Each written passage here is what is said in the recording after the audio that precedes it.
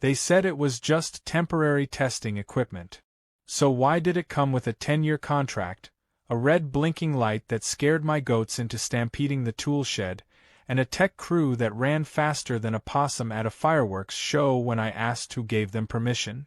I wasn't even out of bed when Daisy, my no-nonsense dairy goat, launched her 150-pound frame into the side of my barn like a wrecking ball. The others followed suit.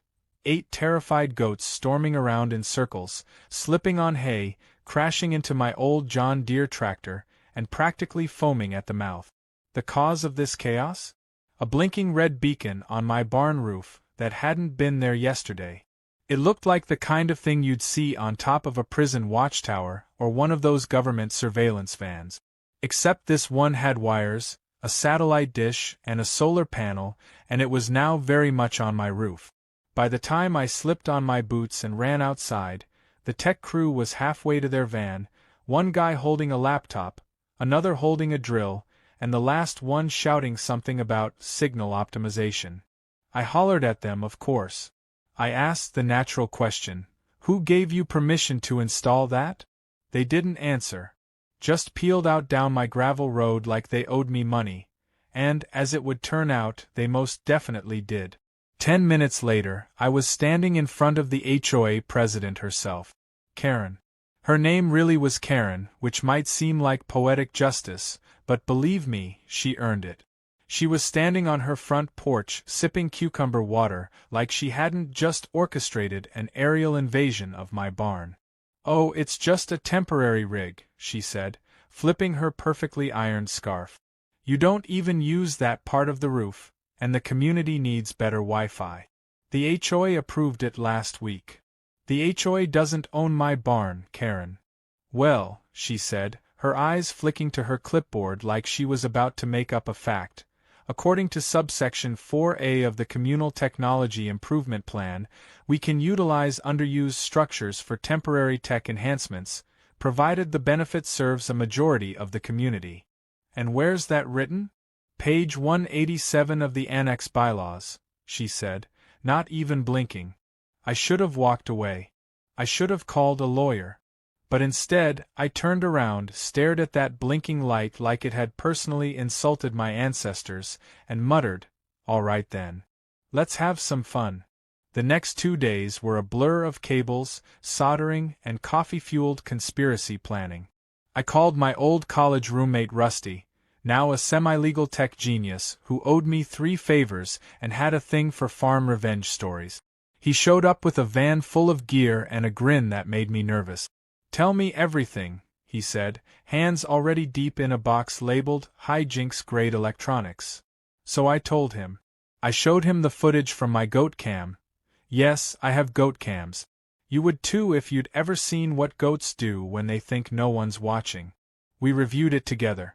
The tech crew installing the gear, the goats losing their minds, Karen pointing at my barn like she was annexing it. Rusty nodded like a war general. "Easy," he said. "We route their Wi-Fi signal through your GoatCam system. Encrypt it, wrap it in a paywall, throttle the bandwidth. If they want to freeload, they'll have to go through Goatsylvania first." By nightfall, we'd rerouted the entire setup. My barn became the motherlode. Every ounce of bandwidth going through the shiny new antenna now passed through my GoatCam stream, a 24/7 feed of Daisy, Waffles, Milkshake, and the rest of my ornery herd doing goat things. It was genius. It was petty. It was entirely legal. 2 days later, the HOA sent out a newsletter praising the new, blazing fast connection speeds. Karen even mentioned it in her HOA Facebook video, smiling like she'd done something noble. That very afternoon, I sent her the first invoice. Bandwidth and barn space rental. $314.29 due immediately. She didn't pay. Instead, the Wi-Fi went dark. Not just for her, but for the entire HOA office. Apparently, Rusty had added a paywall that auto-locked without authentication from my custom billing system. The HOA's smart thermostats started glitching, their garage doors refused to open, and Karen's daughter couldn't access her streaming homework platform. I sat on my porch with a glass of sweet tea and waited. The next morning, I got a call. "This is Karen," she said, trying to sound calm. "There seems to be an issue with the signal. Can you take a look?" "I'd love to," I said.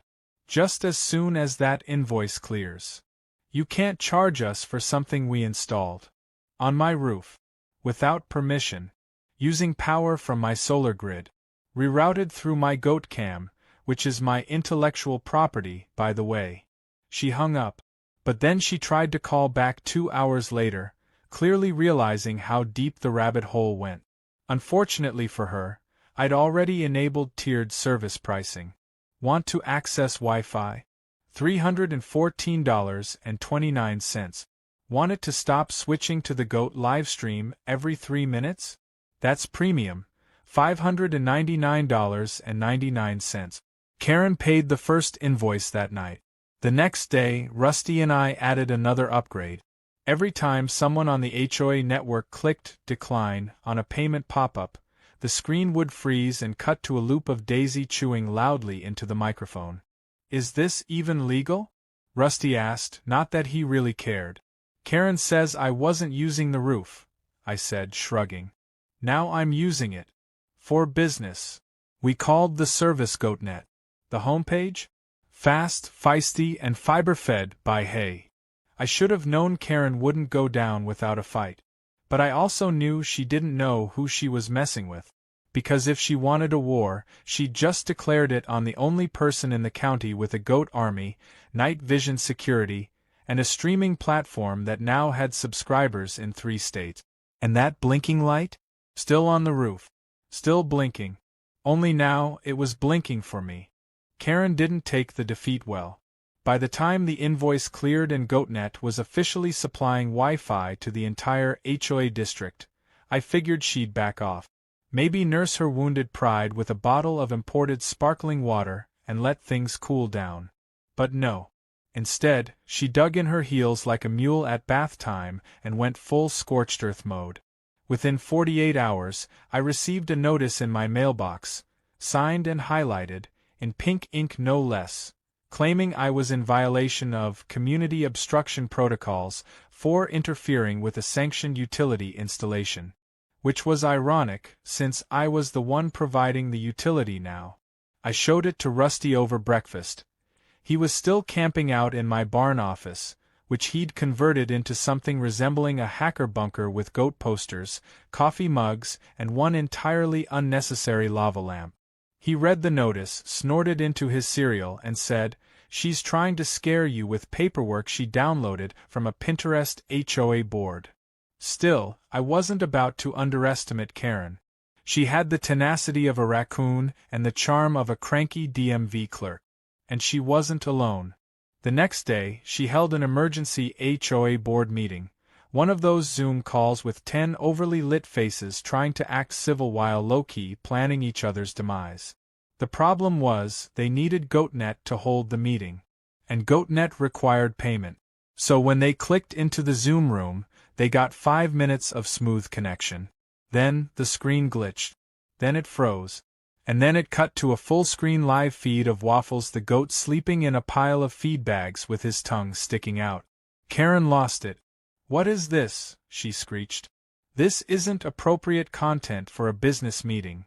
"I think he's adorable," said one of the board members, chuckling. That's when I got my first real clue that not everyone on the board was Team Karen. One of the newer members, a guy named Alan who wore flannel like it was a personality, sent me a discreet email thanking me for bringing a little levity to an otherwise soul-sucking process. He even offered to beta test GoatNet's new video compression speeds from his detached garage. I made a mental note to send him a fruit basket. But Karen wasn't just throwing tantrums over goat footage. She'd lawyered up. Or tried to, anyway. That Friday, a man in a wrinkle-free suit showed up at my gate in a shiny black car with out-of-state plate. He introduced himself as Greg and handed me a cease and desist letter printed on letterhead so obnoxiously fancy it looked like it belonged to a medieval king. "You're illegally interfering with HOA infrastructure," he said. "Actually, I'm providing essential infrastructure," I replied. They installed gear on my private property without permission. I rerouted it through my system. Now they're customers. Seems pretty straightforward. Greg blinked like I'd spoken another language. They're not paying you to extort them. They're not being extorted. They're subscribing. You don't want the service? Get your junk off my barn. He tried to take a step forward, into my yard, mind you, but was immediately intercepted by Butterbean, my sassiest goat. Butterbean had taken to guarding the front gate like a fuzzy bouncer and didn't take kindly to trespassers and loafers. Greg jumped back, just in time to avoid a horn to the thigh. "Do you even have a business license for this?" he snapped. "Sure do. Got it yesterday. Filed under Digital Livestock Enterprise. Want a brochure?" Greg didn't want a brochure. He stormed off, muttering something about litigation and rural jurisdictions. I waved and told him to tell Karen hi. Butterbean let out a satisfied snort and went back to chewing the gate rope. That weekend, the sabotage attempts began. First it was just a flicker in the signal, tiny dips that Rusty immediately flagged. Then we noticed that the antenna signal was being jammed at irregular intervals. Rusty sniffed out the source in under 10 minutes. Someone had mounted a cheap Wi-Fi blocker on a drone and was flying it just low enough to cause interference but high enough to stay out of camera range. Unfortunately for them, I had night vision goat. Well, not exactly, but the goat cams had night vision, and when Karen's drone flew too low one evening, Daisy leapt up and knocked it right out of the sky. We watched it tumble down like a wounded bird, captured every frame in glorious 1080p, and uploaded the footage to GoatNet's new Drone No-Fly Zone archive. Rusty said we should send Karen the repair bill for the drone. I said we should charge her extra for the entertainment value. In the end, we did both. When that didn't work, she tried to send a county inspector to assess the legality of signal rerouting in a non-commercial zone. That might have been clever, if the inspector wasn't already a buddy of Rusty's. Not only did he confirm that everything we were doing was perfectly legal, he helped us upgrade the signal box and added surge protection. By now, the HOA's reliance on GoatNet had reached peak irony. Karen couldn't hold a board meeting, process online complaints, or even sync her smart sprinkler system without going through my goat stream. And I hadn't even deployed the premium audio layer yet. We saved that for a board meeting scheduled for Monday. Karen had insisted on it, even though the connection was patchy. Everyone logged in. We gave them 15 whole uninterrupted minutes. And then, without warning, the feed cut to a close-up of Waffles licking the camera lens while a soft, glitchy remix of Karen's rant about communal improvement initiatives played in the background. Rusty had edited it into a loop with background goat bleats and dubbed it Wi-Fi Waffles, the HOA remix. The board was laughing so hard, one member actually fell off camera. Alan messaged me mid-meeting. "You're a menace. Never stop." That night, I got another call from Karen. This time she didn't yell. She didn't argue. She just said, "What do you want?" I almost felt bad for her. Almost. But I knew better. Karen didn't surrender, she regrouped. So I told her straight. Monthly subscription payments from the HOA budget, routed through my system, and access to a stabilized, goat-free version of GoatNet with password protection and customer support. She hung up again. But this time, the payment came through the next day. Rusty grinned. "You think that's it?" "Nope," I said, watching Butterbean chase a squirrel. "She's not done. Not by a long shot." Because I could feel it. Karen had just lost a battle. But she hadn't accepted defeat. Not really. And when someone like Karen swallows her pride, it usually means she's about to choke on it. It started with a silence that felt too polite. Karen hadn't called, emailed, or even fired off one of her usual clipboard-wielding tantrums in over a week. No invoices were disputed, no drones hovered over my property, and no urgent community notices appeared in my mailbox threatening fines for infractions like excessive goat presence or provocative barn modifications. It was calm. Too calm. Even Rusty noticed it. "She's up to something," he muttered one morning as we reviewed the network logs. "The last time she was this quiet, she tried to rezone your pond into a HOA bird sanctuary. I wasn't sure what Karen was cooking up, but I knew better than to assume she'd thrown in the towel. That woman had more comebacks than a B-movie villain."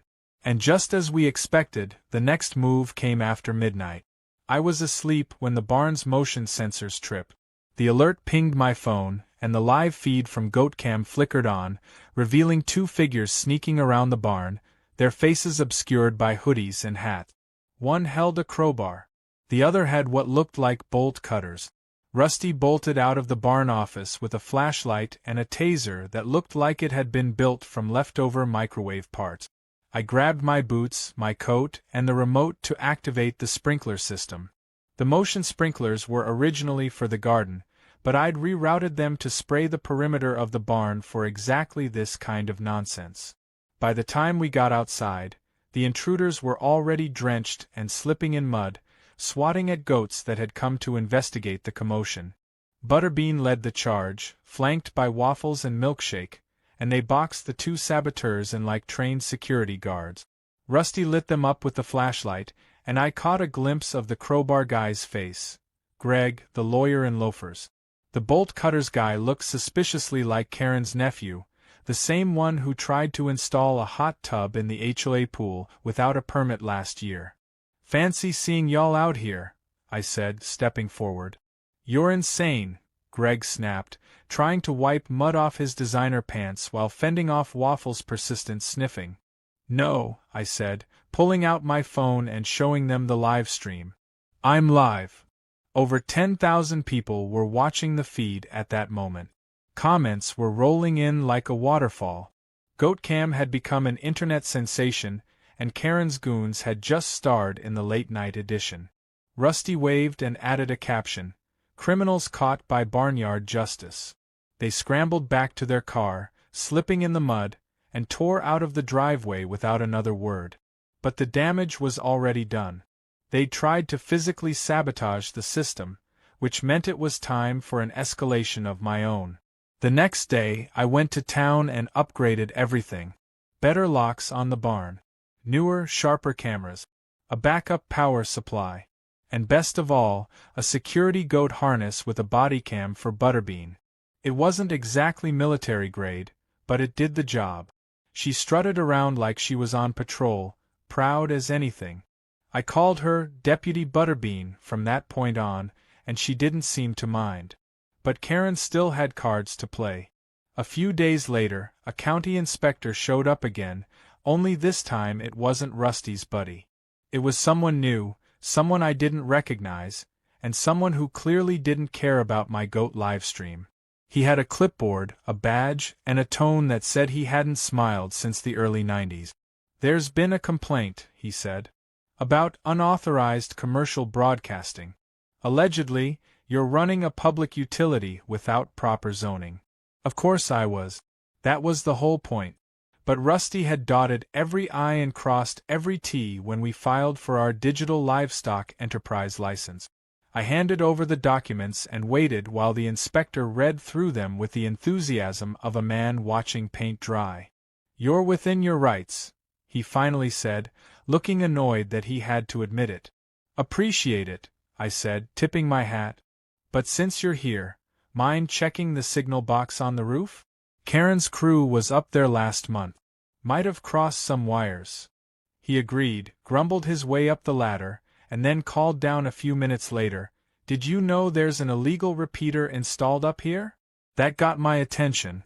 I climbed up and saw it, an unmarked, unsanctioned signal repeater piggybacking off the antenna we'd routed through GoatNet. It was disguised under a fake solar panel and wired in such a way that it was siphoning signal straight to Karen's house, bypassing the payment system entirely. Rusty nearly fell over laughing when I showed him the footage. "She built a backdoor," he shouted. "Karen built a pirate line off your GoatCam." And with that, everything snapped into place. The silence, the fake inspector, the break-in. Karen hadn't given up. She'd gone underground.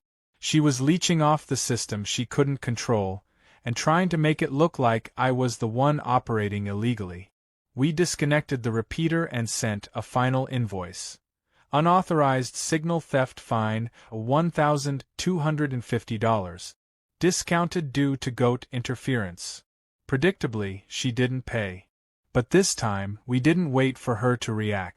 We posted the whole saga online, every bit of it. The sabotage, the repeater, even a clip of Deputy Butterbean chasing Greg into a pile of firewood. The video went viral again, and this time it caught the attention of a local news outlet. They showed up at my farm the next day, cameras rolling, microphones out, ready to tell the story of the farmer who built a Wi-Fi empire from a goat barn. I gave the interview while holding a baby goat named Pancake. Rusty did the tech demo and explained the encryption with hand puppet. Butterbean got her own segment. Karen was done pretending. That night, I got a certified letter demanding that the HOA cease all use of GoatNet until a formal investigation could be completed. I sent back a polite response reminding her that any attempt to sever service would disable every HOA-controlled smart device, including their office lights, gate access, and Karen's own sprinkler system. The next morning, Karen walked up to my gate in person, holding a white envelope and trying to smile. It looked painful for her. "I'd like to discuss a possible arrangement," she said. I leaned on the fence. "Sure. But Butterbean's gonna need a raise." She blinked, unsure if I was joking. I wasn't. Karen didn't want peace. She wanted control dressed up in a white flag. When she showed up with that envelope and her barely there smile, I knew it wasn't surrender, it was strategy. Inside the envelope was a proposal typed in HOA formatting with all the usual passive-aggressive charm. A request to formally license GoatNet under the HOA's banner, with me listed as a technical liaison, and the HOA claiming partial ownership of the brand, the equipment, and the signal rights. I read it 3 times and laughed harder each time. She wasn't offering a deal. She was trying to absorb the whole operation into her iron-fisted rulebook. If I signed that paper, GoatNet would no longer be mine. It'd be hers. Rusty said it best while holding the document with barbecue tongs like it might bite him. She was trying to buy the henhouse after getting pecked by the rooster. So I made my own offer. I printed out a fresh contract, short, sweet, and brutally clear. The HOA would pay a monthly service fee for GoatNet access. No ownership, no creative control, no more rooftop hijinks. In return, they'd get password-protected access, a goat-free stream, and tech support from Rusty, who had started calling himself the Fiber Farmer. I handed it to Karen with a straight face. She didn't take it. She just gave me a look like she was deciding whether to throw the paper at me or burn it. "You'll regret this," she muttered. "Maybe," I said. "But I'll have good Wi-Fi while I do." She stormed off, and the silence that followed wasn't polite or strategic. It was tense. Something was brewing, and not the kind that came from a French press. Sure enough, within 2 days, a new sign appeared at the HOA office entrance. Public network installed. Sponsored by HOA. No subscription required. Below it was a logo that looked suspiciously like a goat with Wi-Fi signal horns, except it had been flipped just enough to pass as original. She had built her own network, or at least claimed to. We scanned the signal. It was weak, spotty, and routed through a mess of off-the-shelf routers installed by what looked like Karen's nephew again. We waited. 36 hours later, the complaints started rolling in. Slow speeds. Dropped connections. A mystery stream of garbled goat sounds on every third login. Rusty had quietly redirected a sliver of their network traffic right back into a looped archive from our Drone No-Fly Zone series. People were watching, thinking it was some kind of security feature. In reality, they were watching Greg get chased by goats in a muddy field on repeat. The HOA board cracked first. Alan called me in secret and asked for a meeting. We met behind the shed like we were in a spy movie. He wore sunglasses even though it was cloudy. "She's out of control," he said. "She threatened to fine me for letting my kid watch goat videos during dinner." I offered him a trial version of GoatNet Premium with zero interference and dedicated support. He accepted before I even finished the sentence. 2 more board members followed. Then 3 more homeowners. They were tired of Karen's war. Tired of the sabotage, the bad connections, the ridiculous rules. The HOA wasn't just divided, it was splintering. Karen's last move came on a Tuesday. I was cleaning out the barn when I saw a tow truck pull up to the HOA office. On its bed was a massive metal pole with a satellite dish the size of a hot tub. They were building a full-scale tower, right there on HOA land, aiming it directly at my barn like they were trying to cook the goats with microwave signals. Rusty ran diagnostic. The signal was strong, but unstable. It kept pinging back into itself, like a loop with no exit. He narrowed his eyes. She's copying our setup but doesn't have the right failsafe. If that thing overloads, it's not gonna just cut out. It's gonna blow the breaker system and fry everything it's connected to. That night, during peak streaming hours, the tower activated. GoatNet saw a dip for about 3 seconds. Then a spike. Then nothing. Karen's tower glowed red like it had been possessed, and the power across 3 HOA blocks went dark. Porch lights flickered out. Security systems rebooted. Smart thermostats went into lockdown. Karen's sprinkler system went berserk and turned her yard into a mudslide. Someone screamed. A generator exploded. One of the goats sneezed, very dramatically. I turned on the emergency goat cam feed and stared into the lens. "Karen," I said, "you done?" The next morning, she didn't come storming down my road. She didn't send a lawyer. She didn't even post an update on the HOA bulletin board. Instead, a formal letter arrived. It was short and, for once, completely devoid of pink ink or legal fluff. It simply read, "The HOA would like to enter into a formal service agreement with GoatNet, effective immediately." Rusty almost fell out of his chair laughing. I signed the contract, filed it, and sent back a welcome letter along with a custom login for Karen labeled Community Observer 00. She never used it, but the others did. By the end of the week, half the HOA residents were paying for GoatNet. The other half were on a free trial, which featured weekly goat blooper reels and occasional surprise bleats during dinner hours. Rusty and I expanded the operation. We built a second antenna. We launched a mobile app. Butterbean got her own merch line. Then came the final twist. One afternoon, while digging through archived server logs, Rusty discovered something curious. Karen had accessed the original signal 3 weeks before the official installation. We traced it back to a hidden clause in the HOA's legal packet that suggested the entire installation had been pre-approved by a dummy shell company. A shell company with only one listed stakeholder, Karen herself. She hadn't just abused the rules. She'd written her own, installed the gear to benefit herself, planned to use it to run her own private network, and when caught, tried to bury the evidence by framing me for obstruction. That wasn't just unethical, it was criminal. I handed the file to Alan. He took it straight to the county oversight board. Karen resigned 2 days later. No press release. No farewell speech. Just a quiet departure and a moving van that backed into her hydrangeas on the way out. The HOA board held a community meeting the next week. They brought donuts. I brought Butterbean. We made it official. GoatNet was now the sole network provider for the entire neighborhood. We upgraded everyone's bandwidth, built a secure login hub, and launched a loyalty program. Refer a friend, get a month free and a goat plushie. I stood outside my barn that evening, watching the sun dip low over the pasture, the lights flicker on in a dozen houses across the way, all running smooth, fast, reliable GoatNet. Rusty leaned on the fence beside me. "You ever think it'd go this far?" "Nope," I said, sipping sweet tea. "But I knew one thing from the start." "What's that?" "You mess with the goat, you get the horns. And a monthly invoice."